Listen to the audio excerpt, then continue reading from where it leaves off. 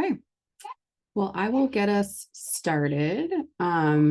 So welcome to our third and final session of the Kids on Campus webinar series. Our title is Using Data to Inform Services that Support Student Parent Success.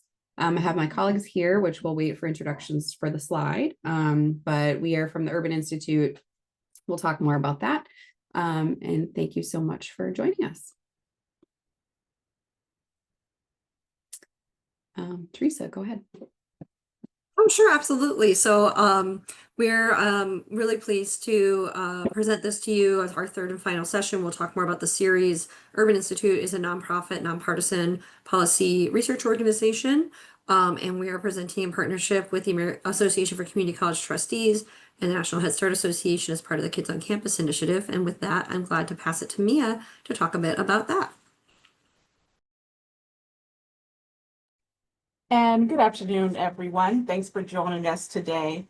My name is Mia Simpson, and I am the director for our Kids on Campus project within the Association of Community College Trustees. As some of you who have been here before may have heard, or you may have attended previous events that where we've had an opportunity to present or share more information about our project. But Kids on Campus is a collaboration between ACCT and the National Head Start Association, with the goal to expand the number of Head Start programs and classrooms that are co-located on community college campuses. And so we'd be happy to talk with you and share more information. You can also access our website by utilizing this QR code.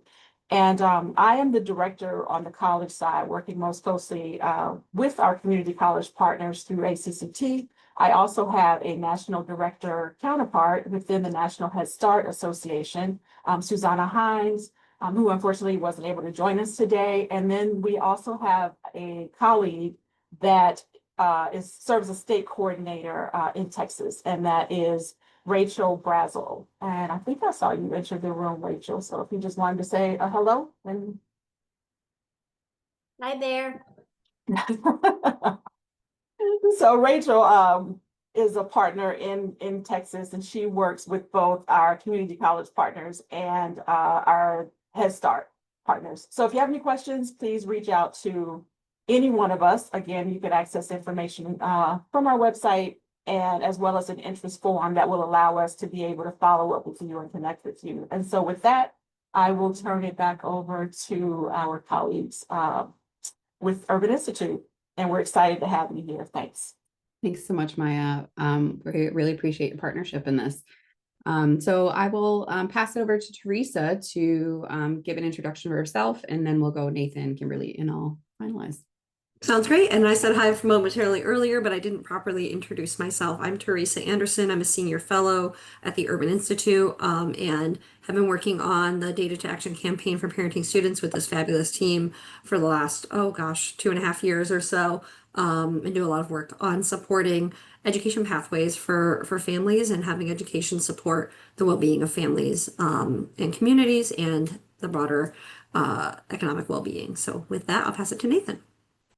Thank you, Teresa. My name is Nathan Sick. I'm a senior researcher at Urban at our Work, Education, and Labor Division. I'm located in Charlottesville, Virginia, and I've been at Urban around 13 years. And my work centers around building economic mobility through education and training and career pathways. And over the last couple of years, as Teresa mentioned, I've been working on our Data to Action campaign for parenting students and various issues related to parenting students and young parents around the country. So I'm excited for this third entry in our webinar series. And I'll pass it to Kimberly. Thank you, Nathan. Hi, everyone. My name is Kimberly Salazar. I'm a research assistant with the Urban Institute, and I work closely with Teresa, Kate, and Nathan on all that they shared regarding student parents in post-secondary education. And I'm excited to be here with you all. I'll go ahead and pass it over to Kate. So I'm Kate Westby. I'm a researcher also at the Urban Institute in the same division as my colleagues here, Workforce Education Labor Division. I focus on young parents and student parents and the intersection of higher education.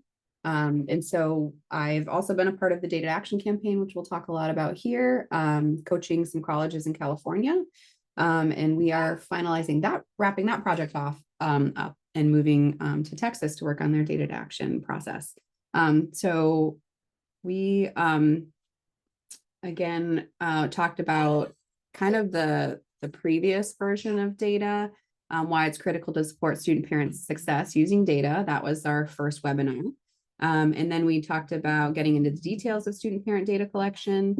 And then in this webinar was specifically designed for student services professionals. So we're aiming to highlight how to turn insights into action. And attendees will receive support drafting some tangible next steps. So we'll have some breakout groups with some specific approaches for you all to integrate right in this webinar. So through this webinar series, we hope that you'll understand the value of tracking parenting status and how insights can drive action to support student success, retention, and well-being. So really focusing on those outcomes.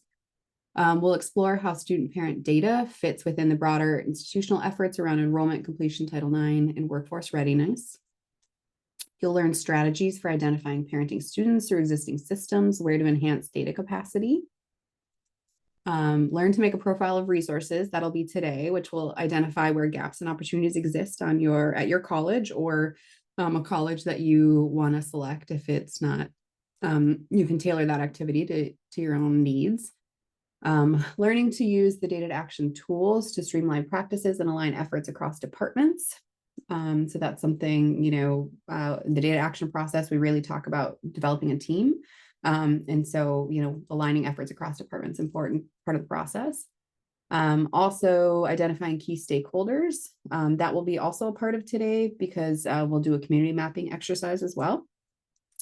And then drafting a plan for a plan to improve data collection to support tangible improvements on campus. So Kimberly will drop these instructions in the chat, but we hope that you can add in your introductions, your name, your role, your college, and then whether you've been a student parent, known a student parent, or helped a student parent. So I was a student parent for 13 and a half years, which my son is always like, I can't believe you went to school for that long after high school. So I was a teen mom. So I had my son, while I was in high school, and then went to college, master's, and then my doctorate being a student parent. And so some of this stuff really hits hard to really going out of campus, feeling like I didn't belong there and feel like I was a part of the campus. Not having the childcare support that would have been so helpful, and always trying to work with whatever family member could watch him for the day. So there are a lot of feelings about, my position as a student parent in this work. Kimberly also has been recognized as an expert in the student parent sphere. And so this lived expertise really kind of drives the work for us as well. So feel free to interact with others on campus as well. So I think this is to you, Teresa. Oh, actually, sorry, this one's still me. So I wanted to just recap quick why we're here beyond, having the student parent lived expertise. I did a study of young parents and had some young parents who were part of a college, a college where I did my study. And so this is a quote from a mom who was in her early 20s, had her daughter a few years before.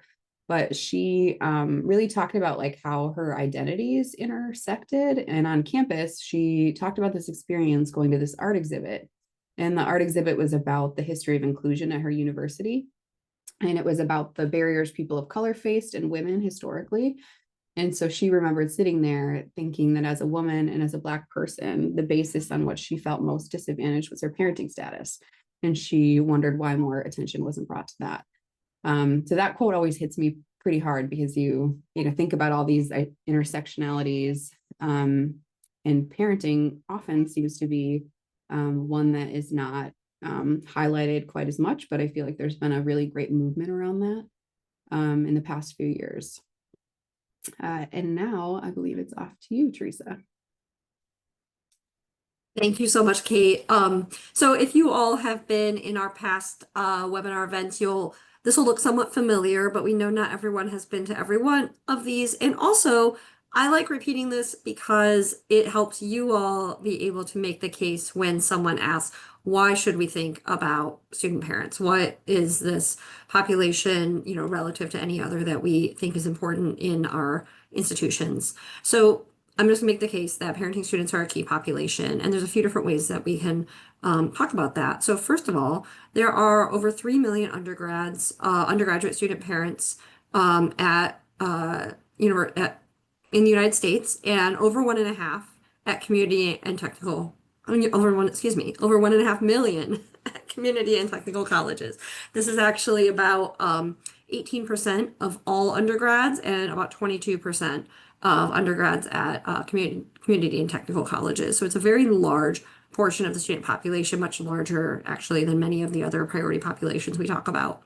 These students are not just students, they are working. Almost 3/4 had a non-work study job, working on average 36 hours a week. So really working full time and doing all of that while studying. And they were studying on more likely to be, go ahead and click, Kate. Go ahead. They were more than twice as likely to be enrolled part-time, perhaps not a surprise given how much they were working, 47% versus 21%. But that also means that half of them were full-time. I mean, they're juggling work and school, and parenting and maintaining GPAs that are similar to non-parenting classmates on 3.2 on average. And they're not just doing that with one child, but with on average 2 children. So we're talking about very dedicated, very busy students who you can imagine kind of walking around campus with their bowling balls up in the air while, sitting in class or trying to join an online course or anything. And doing this for the benefit of themselves, but also for their children and for their communities and for their job opportunities and for these broader social reasons that mean that they are extremely dedicated to education. So my dissertation research was on moms who go back to school. And I focused on moms, not because I didn't care about dads, but just because the data only tracked the children of women in the original survey. But it looked long term at what happens when moms go back to school. So overall, re-enrolling in school resulted in earnings gains of over $2,700 a year. But when those moms completed a college degree, that was over 3 times higher, almost $9,000 a year gain in their own earnings. But it wasn't just positive outcomes for them. When we tracked their children, we saw both in the short term that their children had gains in reading and verbal scores. They also saw the children themselves were 21% more likely to enroll in college, 38% more likely to get a college degree themselves. And they were more likely to complete high school before that. So they saw these long-term education outcomes, meaning that, and no surprise, these are like the students of the future for your colleges. A lot of them were going to, the same types of institutions their parents went to. But when they saw greater college attendance and completion, the children themselves also saw higher earnings outcomes, on average $5,400 a year, even in early adulthood. We were just tracking children until they were about 29 on average, 29 years old. So this is even just in that early phase of their adult careers. But doesn't just stop at families. There's also payoffs for states and for colleges. We did a study in Virginia looking at the payoffs of different supports for student parents, and we saw that targeted supportive programming returned $5.36 for every dollar spent, which is huge return on investment. That was a program that was kind of similar to the CUNY ASAP model, and we looked at what it would cost to set it up and run it, and what the state would gain only in increased tax revenue and decreased benefit costs by supporting higher graduation rates that we would anticipate, and that is a huge return. But also a $3,000 annual scholarship, so a positive return of $1.73 per dollar spent, and even on-campus childcare, which is expensive, but yields a large increase in graduates, so a return of $1.24 per dollar spent. In addition, there's also payoffs for colleges. So nationally, there are over 30 million parents of minor children who don't have a college degree and are not in school right now. And about a third of them, actually 35%, have some college experience. So we can also be thinking about this as a pipeline into community colleges and into higher education if we can make colleges more family friendly and a more feasible pathway for parents. And in fact, we have a little 2-pager that we just put out last week about this, and I'm going to drop the link into the chat. But it's a nice little kind of reference sheet that talks a bit about some of this reason that supporting student parents pays off for families, for colleges, and for states.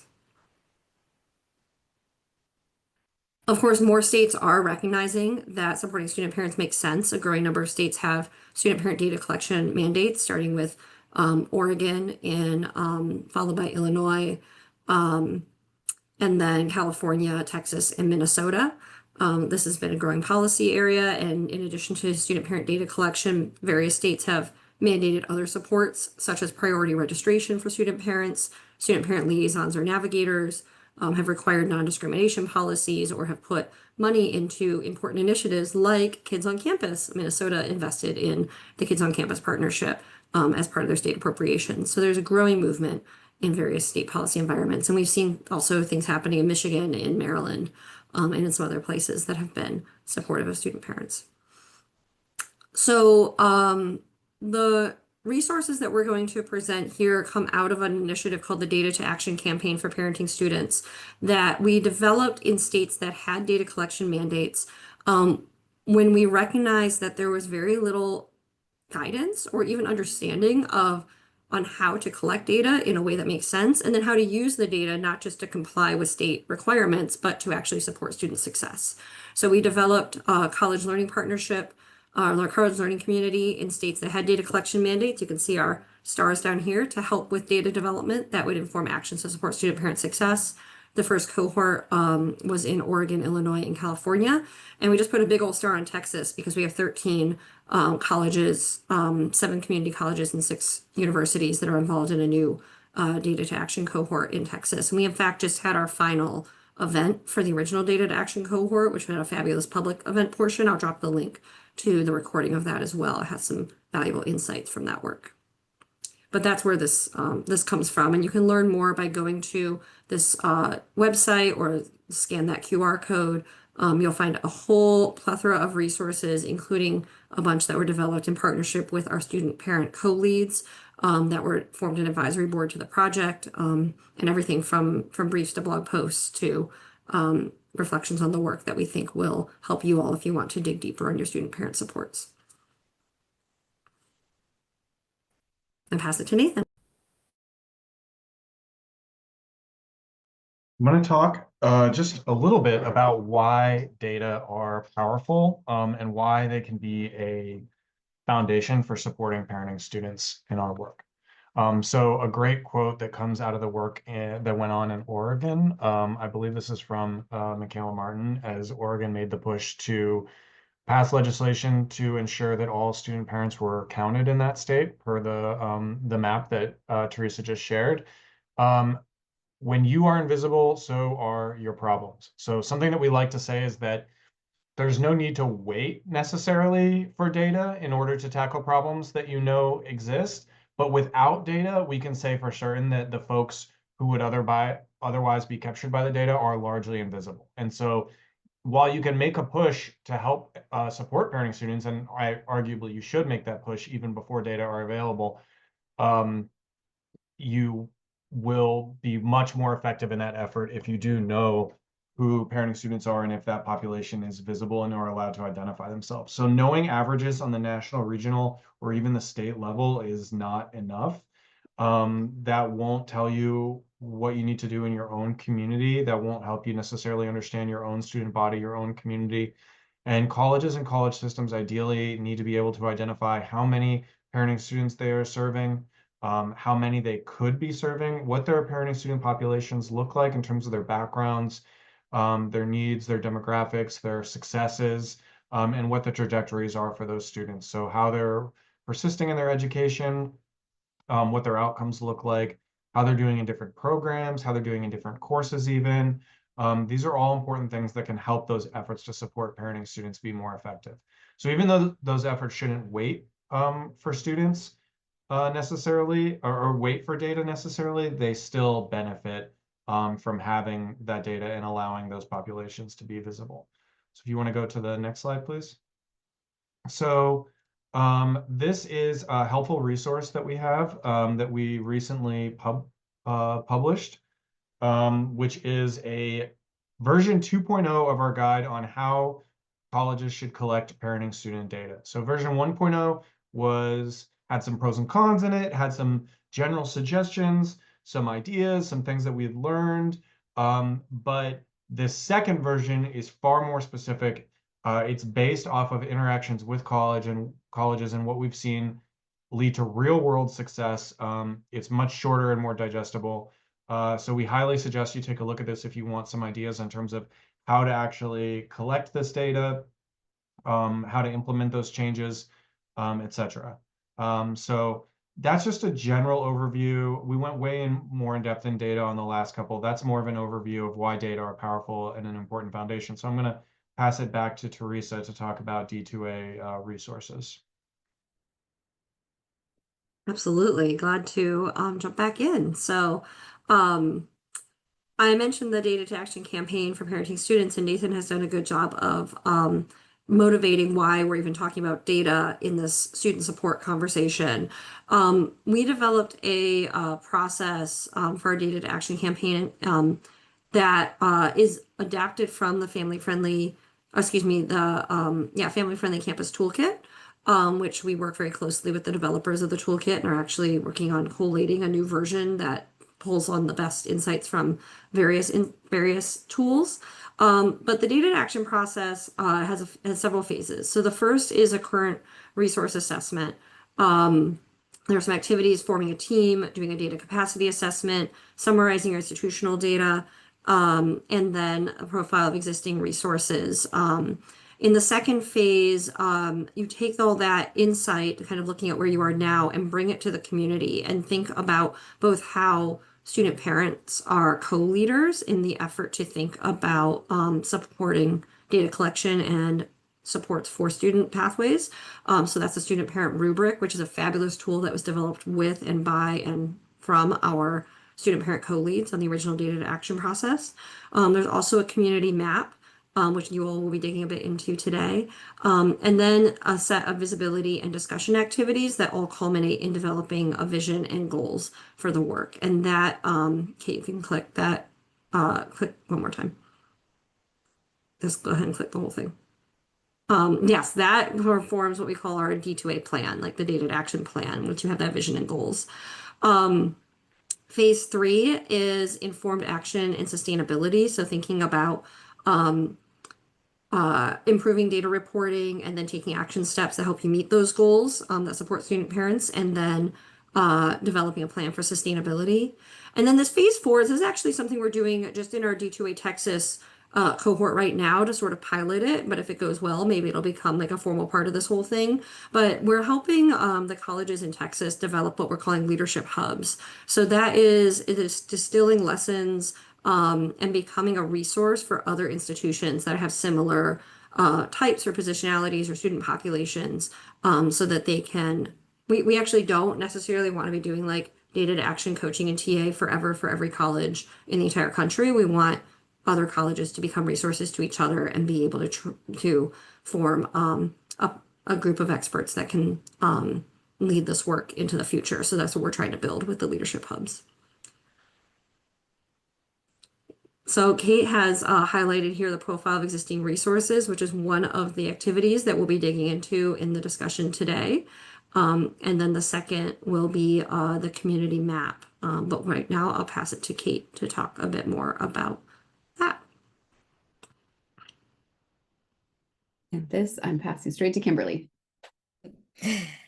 Thanks, Kate. So as Teresa mentioned earlier, from phase 1 of the Data to Action Plan includes a tool to compile a profile of existing resources on your college campus, helping campuses build on and expand current efforts. So this is a landscape scanning that is a critical step that explores what supports exist for parenting students, student parents, where are the gaps, what's visible, accessible, and working or not. And think of it as a living snapshot of programs, services, referral points, and barriers. It'll help surface potential silos and guide what comes next in visioning and action planning. So this profile of existing resources ensures that your future goals are grounded in the real landscape of support on campus efforts. So next slide, please. So in this slide, we can see how data to action tools inform college goals and missions. So starting with the mission, every college has goals like improving retention, graduation, and equity. And data and the profile of existing resources, they work together to surface what supports are in place and where the gaps are. Those insights feed directly into the top of this cycle, helping campuses design enhanced services, smarter policies, and more targeted actions. And so that what's left, that's what's the top left of the slide represents, using community engagement, shared goals, and data to strengthen what colleges offer. And when those supports align with the actual student needs, especially for parenting students and student parents, they reinforce and advance the college mission. Next slide, please. So, as Teresa noted earlier, this activity is adapted from the Family-Friendly Campus Toolkit, which many of you may already be familiar with. The goal is simple. Catalog what student parent resources exist. We don't want to be reinventing any wheels and on campus and in the surrounding community. We all know it takes a village. And so this can include things like lactation rooms, diaper banks, food pantries, Title IX supports, childcare, and more. We encourage everyone to know any resources that are in the pipeline, even if they're not live yet. The idea is to create a shared working document that your whole data to action team can contribute to and reference throughout the process. This lays the groundwork for identifying gaps, surfacing potential barriers, and ultimately aligning resources with real needs. Next slide, please. So once your profile is built, it becomes a tool for action, not just for documentation. You can connect with new partners you didn't know were serving student parents and parenting students, refer students to supports that might have been hidden or potentially underused, distribute the profile, so on websites, syllabi, or orientation material to raise awareness, fix what's broken. So it's an opportunity to also address outdated websites, wrong hours, or missing details, broken links, etc. And use the profile to surface barriers and help staff communicate more clearly with students. It helps you spot gaps and even start to find solutions or funding to fill them. And finally, it lets you verify what's really available, like whether childcare has open slots, or whether they're waitlisted, or whether they still even exist, either on campus or in the nearby community. Next slide, please. So colleges have already used the profile of existing resources tool to identify gaps, find new opportunities, and take actions. One found that their website had misleading info about lactation room locations. Another had a full scan of local childcare options, not just what's on campus. Some schools created student-facing cheat sheets to make resources easier to find. Many uncovered buried or outdated links that were hiding key supports. One school discovered a new local partner and is now pursuing a collaboration. And as one campus put it, we'd been to so many events about resources, but no one had shared this approach before. In all the events we had been to for sharing and discussing resources, not once have we heard about this. Next slide, please. So these are the core categories to help guide your profile. So you want to think broadly. You want to think about services, policies, and spaces, and data. You want to include on-campus and community-based supports. You want to don't forget about informal gathering spots and also inclusive practices, capturing existing data sources to help build long-term infrastructure, and start with what's already there, what's relevant, and build upon those existing resources. Next slide, please.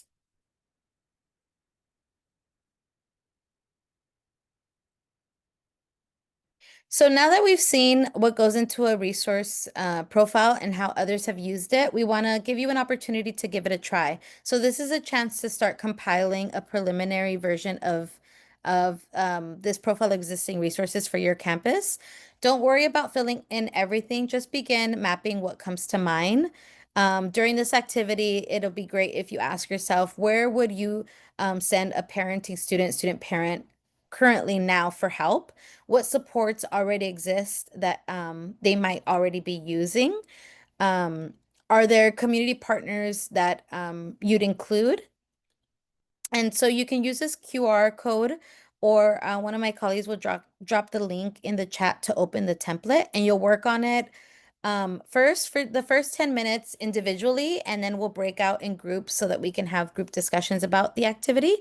And we'll go ahead and give you a couple minutes and then come back together to share a few reflections. So we can give people a minute or two to be able to access the tiny URL that Kate just added to the chat, and or scan the QR code that is on the slide.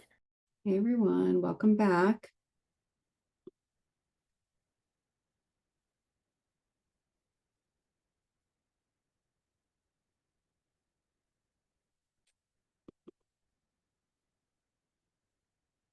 Kimberly, did you want to facilitate the large group? Sure. So what I will do is add to the chat. What did you learn? Were there any big aha moments? What questions do you have about data collection or usage? Where did this conversation make you want to dig in deeper? We love to learn from everyone, everyone's discussions, and we understand that they were big groups, and it also helps to read through interesting insights shared. So please feel free to share in the comments. And answer any of these questions that might have come up for you, or share any insights that might have come up for me from the group discussion in the chat. And I shared the questions that you can answer in the chat, and we'd love to hear from everyone and any insights you learned, you shared, anything interesting that came out of the group discussions.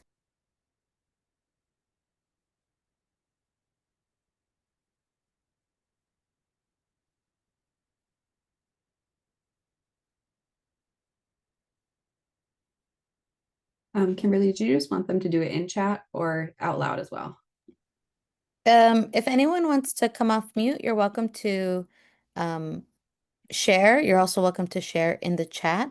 I know our group discussed realizing how little supports that they had for their student parents, and this inspired them to gather around with their colleagues to do a scan of what potential student parents supports that they have, but may not understand it as a student parent parenting student support. So that's something that came out from our group discussion. And if anyone else would like to share out, just feel free to come off mute. Maybe what did you learn? Were there any big aha moments? And where did this make you want to dig in deeper?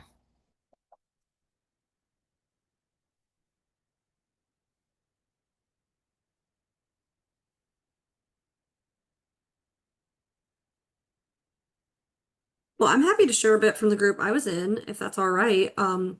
We had a good conversation. Lauren and Barbara shared some insights from their institutions and gave me an idea for something we might want to add to the profile in the future, because this is all living resources that we're continuing to iterate on. But a few things that came out were that some colleges had done some nice similar reviews of resources for all students, but hadn't necessarily, focused necessarily on the student parent population. Of course, for student parents, one of the big areas of focus is around childcare, and it can be hard to kind of keep up with the community childcare resources. And so that's just an area to continue to keep an eye on it. But it's also helpful when there's partnerships or other organizations in the region or in the local area that can help with that. And something that both institutions that spoke up in our group talked about was that they had either human services or social services, council meetings or sort of groups that would share insights about resources that were available, like grants or supports. And that was the thing I was like, ooh, that's an interesting thing to add potentially to the profile, because I've heard about that in other communities, but kind of where can you learn about what community resources are available, and having those kinds of local networks can be really powerful. But I don't know, Lauren or Barbara or anyone else from the group, if you wanted to add more thoughts on what came out as you were thinking about this.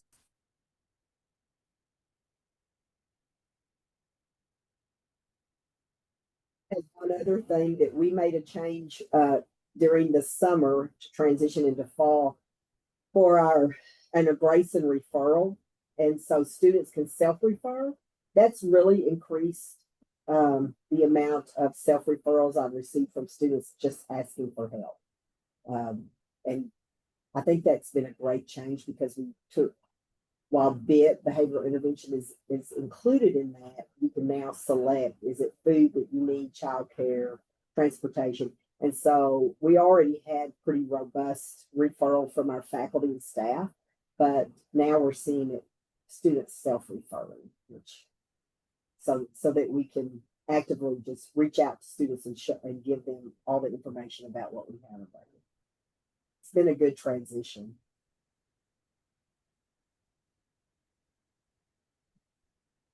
Awesome. Thanks so much for that example, Barbara. We have a similar exercise next that I will screen share. So this is the next phase of the data action process that Teresa mentioned. So the community map. Again, here's the data action process, and the community map is in phase 2.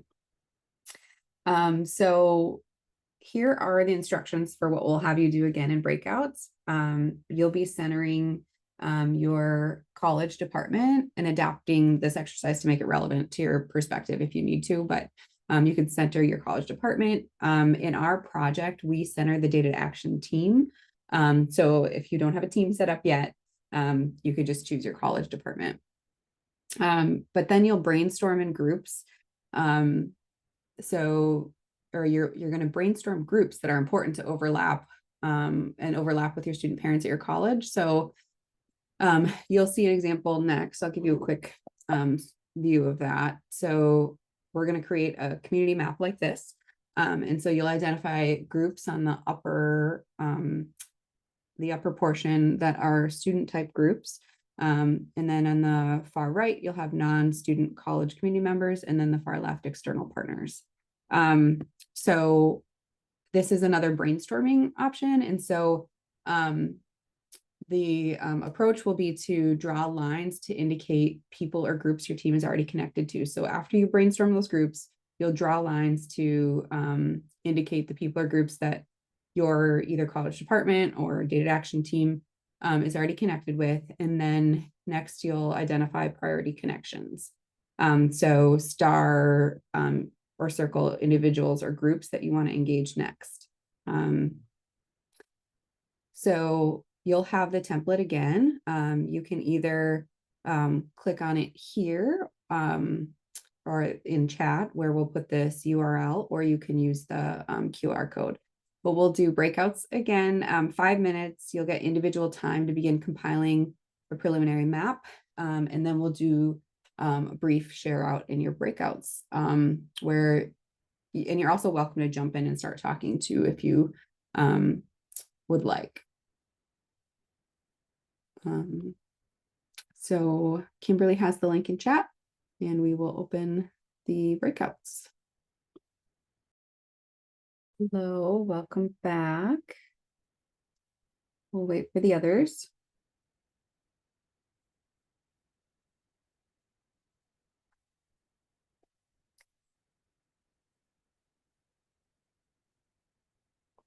We came back just a few seconds before it forced us, so I'm not sure if everyone's coming. There we go. Seeing more people coming.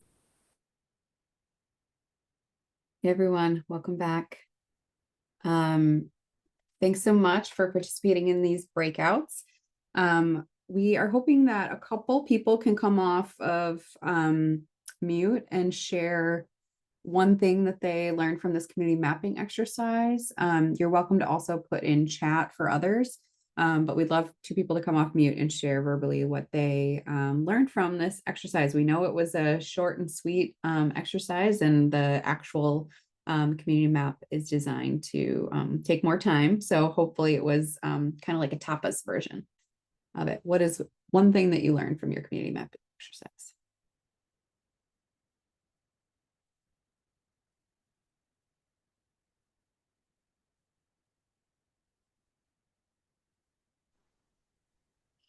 Well, this is Jessica. I learned a little bit more about upcycling. I thought that was a great idea. Upcycling of food. If there's events on campus that are held with large groups, maybe connecting the student parents um, and locals, everybody local to definitely retrieve the food instead of wasting it. Most of the time, it's delicious meals. So I think it'd be a great thing if we could introduce upcycling to our campus. That's awesome. In when we were at our Texas event, we had someone say that they changed their this is slightly different, but changed their food, or sorry, their clothing pantry to be the thrift shop. And so then student parents like went to it. Slightly different type of upcycling, but um someone else have a reflection? Thanks, Jessica.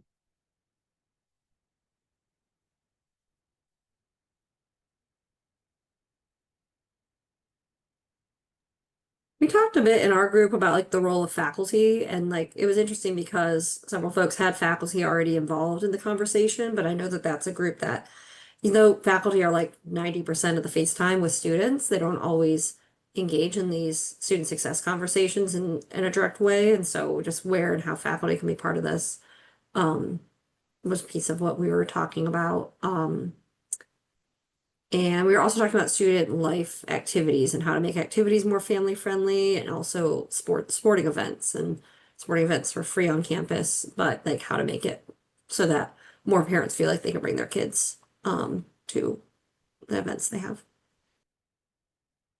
Thanks, Teresa. Well, I will screen share and move us to the next part of the PowerPoint. So in the last webinar, we talked about some data examples from some of the colleges in the original Data to Action campaign.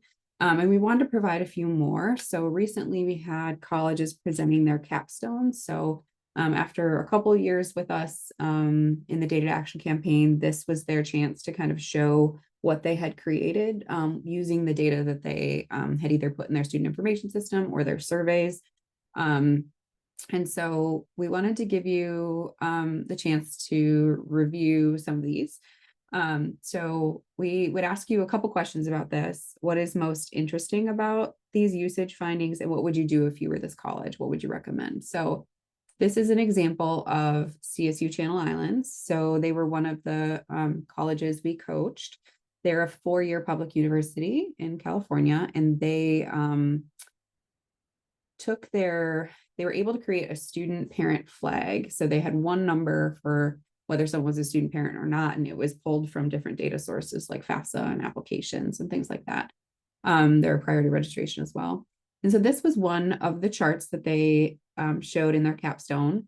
And so you can see on the left that they gave examples in red of students with dependents, and the gray bars are students with no dependents. And they looked at the programs and services that student parents or students with dependents used compared to students without dependents.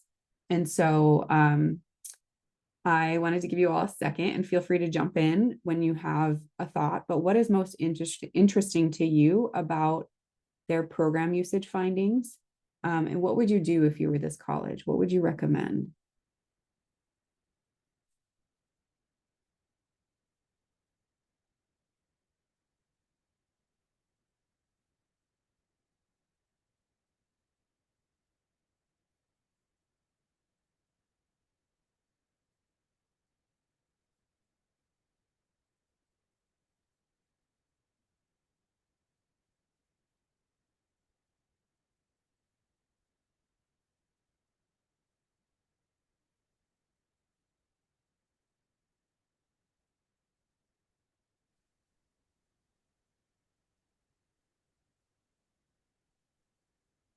what jumps out is the Learning Resource Center is underutilized by students with dependents. Maybe the hours are not suited for parents.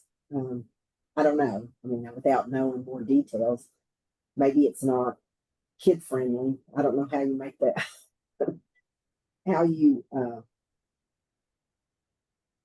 make it kid friendly. I don't know, unless you had childcare on campus. So. Yeah, that's a really good point. I mean, even having like train tables and things like that for young children at the Learning Resource Center might be kind of great. And I love the idea of like, okay, like, you know, we have a hypothesis. Maybe it's the hours. Like, what do we need to do to gather information about why there is this disparity?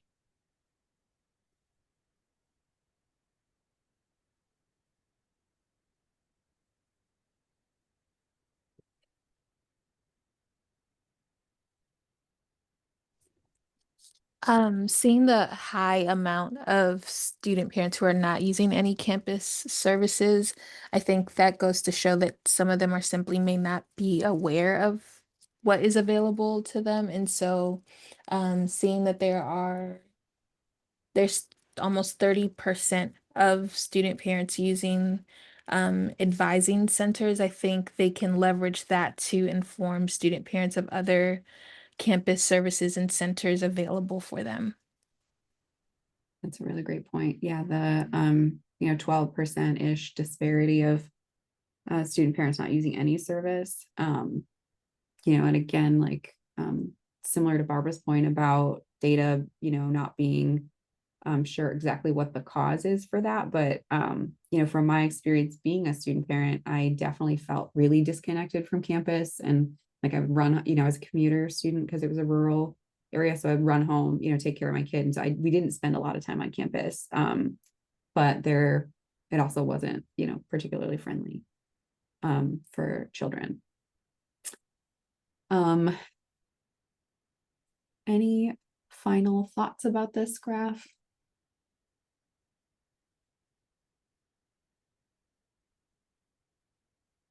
Okay.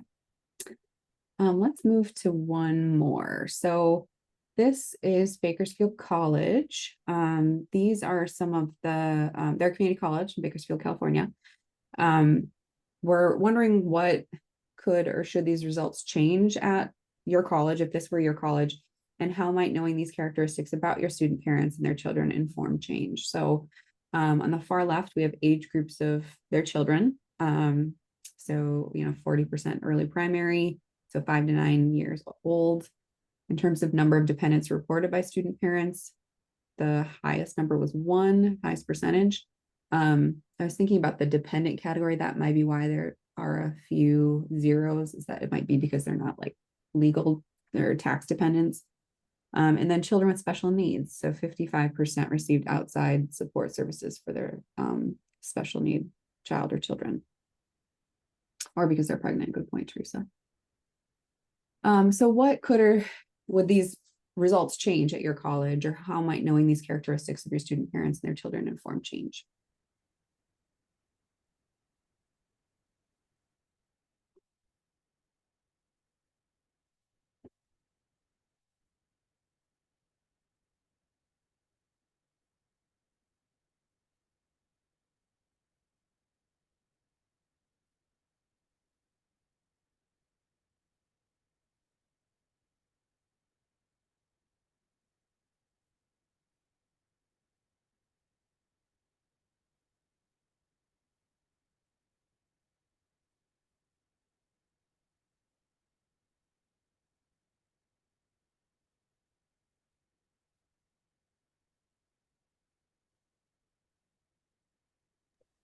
Well, I'll share something if it's all right if I jump in. One thing that I always find important to know and recognize is that when we talk about student parents, we're not just talking about people with infants and toddlers, but we're also talking about a lot of school age kids. And nationally, half of student parents have at least one child under age 6, but that means half of them don't. Half of them have a child who's age 6 or older. And so as we're thinking about both activities, childcare, other supports, family friendliness, I feel like the picture of that changes when you know how old the kids are. along those lines too, Teresa, I was thinking about the types of like childcare that colleges sometimes provide. And so you might have like, you think about childcare, you think of, 5 and under often. But there are other like, drop-in or after school care might be just as important based on these numbers, or some type of event for older children, teens. So thinking about how these demographics can inform like childcare options as well. Any additional comment about these data?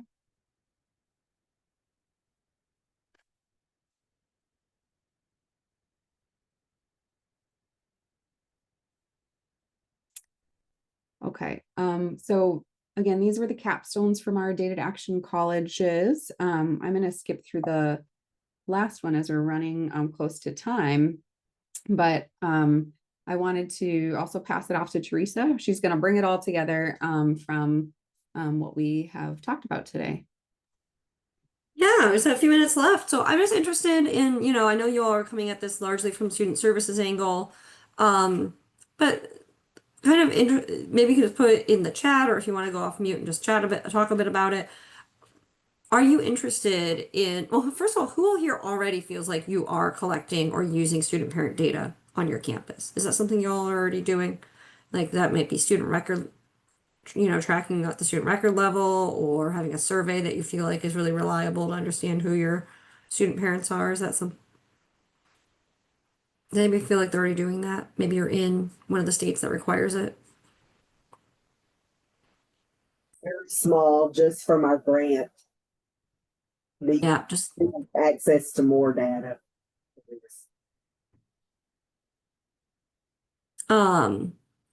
is that something that you feel like, I mean, I just feel like those examples that Kate brought up were so helpful too, and bringing it home. Do you think that more data would be informative as you're trying to think about next steps and student success strategies?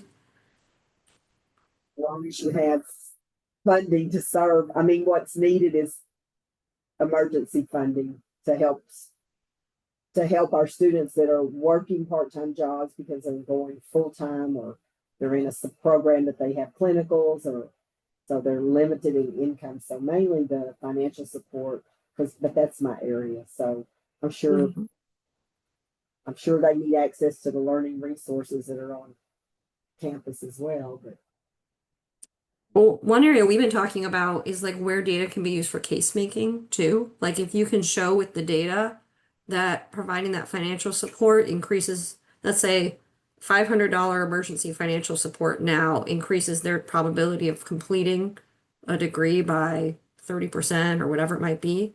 I mean, that's like a huge lesson, right? That can be helpful for being able to keep those supports going in the future. And I think we know that parenting students to the financial support, have higher financial need.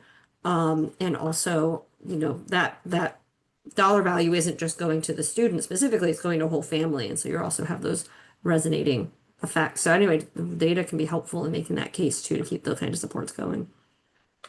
when you go into grant working, and I'm relatively new at that, you realize when you have to do your grant reports, oh, what impact does this have to the family? You better know how many are in the family, how many people have you impacted by what services you've given. So we're real young in this, but I think we're there now finally with our application process, and it's just a learning process if you're working in the grant area for the first time. But you're right. I try to share out all emergency aid that's given to students. We track their success rate, just their current term success. That's awesome. That's so important. Those data can support that quite a bit. I know we're running short on time, so I'll let Kate take us home. Yeah, so feel free to put any final reflections in chat. Thank you all so much for coming. I know that our breakout groups had some really great conversation, and we hope that this is helpful. You are welcome to reach out to us. Our emails are on the right side, and then Maya and Rachel's, as well as Susanna's emails on the left. Thank you so much again for your participation and excitement about this work. We really think the data can really help create a lot of movement and change around for student parents on your campus and with student parents on your campus. And so thanks so much for your interest in that. And Maya, you are welcome to, if you have any final words, feel free to jump in. I think you covered it all. Just wanted to say well, let me put back on video. I just echo your appreciation. Thanks to everyone who attended today and any previous sessions that we've had. And if you have any questions or want to reach out to any of us, please do so. The slides and the recorded video will be shared with all registrants. And I can also share with this group the previous recordings and slide decks that have been sent prior to this session so that you have all three. The information is also posted on our Kids on Campus website at kidsoncampus.org. So thanks again, everyone. Have a great afternoon. Thanks, y'all. Thank you all. Thanks, everyone.